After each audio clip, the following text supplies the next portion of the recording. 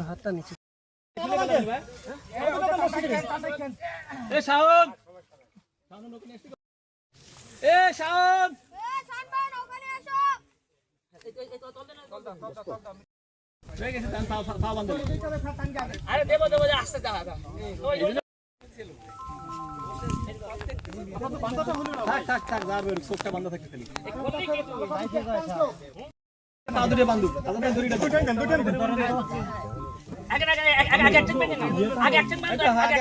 আলী রহমতুল্লাহ দিঘির একটা ছোট বাচ্চা দিঘিতে কুমির তাকে আক্রমণ করে এবং বাচ্চাটা মারা যায়।